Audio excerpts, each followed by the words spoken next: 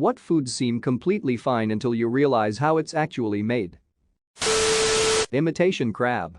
It's fish paste with eggs, a bunch of additives and colorings. Which makes sense. The weird part is watching the two colors of extruded paste get stretched out and wrapped around each other like fish taffy. Hot dog of the sea. I manage a meat department, and when customers ask me about our imitation crab meat, I always say it's a fish hot dog, and the people who were already going to buy it love the description, and those on the fence usually opt out. I'm realizing I'm a bad businessman. When I was growing up, my grandma used to make this amazing apple salad dessert thing. I loved it growing up. One year I wanted to make it for myself as an adult, and I asked her the recipe. Turns out it was just apples, mayo and sugar.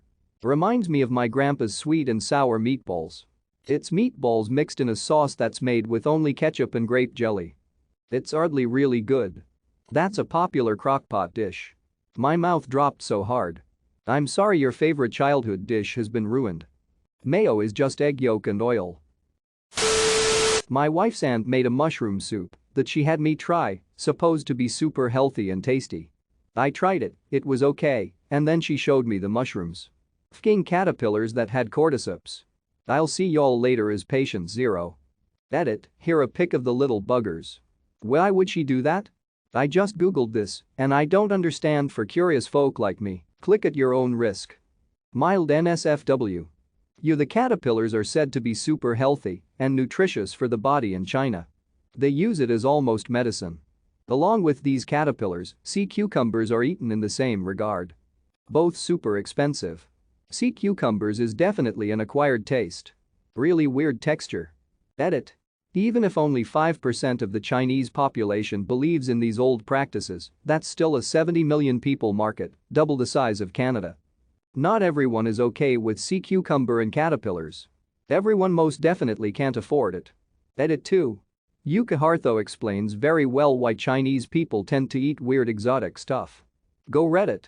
Yeah, the one with the matchstick for size reference.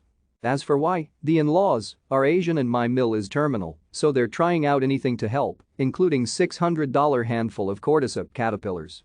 And yes, I said it was ridiculous to pay that much for zombie bugs. Haven't been able to enjoy a meal since. Foie gras. My culinary school took me to a foie gras farm. Even though it's tasty, I don't eat it anymore. As a baker, puff pastry. Not because it's gross or something, it's just a long, involved process that can break you if you let it. I've made it once. Took hours because if it started to warm up I would refrigerate it again. Now I just buy it.